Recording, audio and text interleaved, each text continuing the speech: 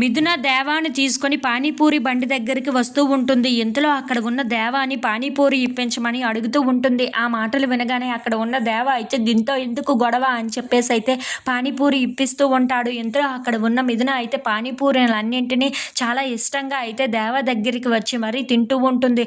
అది చూసి అక్కడ ఉన్న దేవ మాత్రం పానీపూరీలు అయితే ఇన్ని తినగలిగావు, కానీ అక్కడ ఉన్న మిర్చీలను అంత అవలీలగా తినగలవా నువ్వు?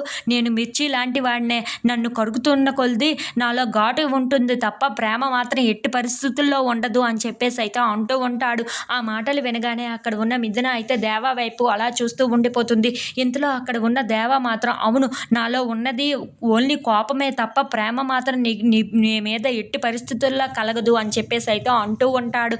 అలా నువ్వు ఆ మిర్చి తినగలిగితే అప్పుడు చెప్పు నాకు అని చెప్పేసి అయితే అంటూ ఉంటాడు. ఆ మాటలు విని అక్కడ ఉన్న మిథున అయితే ఒక్కసారిగా ఆ పానీపూరీలని కింద పెట్టేసి మిర్చీలను తీసుకొని తింటూ ఉంటుంది.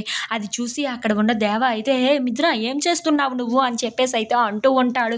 ఇంతలో అక్కడ ఉన్న మిథున మాత్రం మిర్చీలను అలా తింటూ ఇప్పుడు నాకు ఏమీ కారంగా అనిపించటం లేదు, ఘాటుగా అనిపించటం లేదు. ఎందుకో తెలుసా, నీ మీద నాకు ఉండే ప్రేమ, నా మనసులో ఈ ప్రేమ ఉన్నప్పుడు ఇది నాకు ఘాటుగా అనిపించదు, కారంగా అనిపించదు. అందుకే ఇలా తింటున్నాను చూడు అని చెప్పేసి అయితే అంటూ ఉంటుంది. నువ్వు ఎన్ని చేసినా ఏం చేసినా సరే నీ నుండి మాత్రం నేను విడిపోను, నీ నుండి నేను దూరంగా వెళ్ళను. ఆ విషయం గుర్తుపెట్టుకో దేవా అని చెప్పేసి అయితే అంటూ ఉంటుంది. ఆ మాటలు విని అక్కడ ఉన్న దేవ అయితే మిథున వైపు అలా చూస్తూ ఉండిపోతాడు. ఇంతలో అక్కడ ఉన్న మిథున మాత్రం అవును దేవ, నువ్వు ఎన్ని చేసినా ఏం చేసినా నాలో ఉన్న నీ ప్రేమను మాత్రం ఎప్పటికీ చెరపలేవు. ఆ విషయం గుర్తుపెట్టుకో దేవా అని చెప్పేసి అయితే అంటూ దేవ వైపు అలా చూస్తూ ఉండిపోతుంది.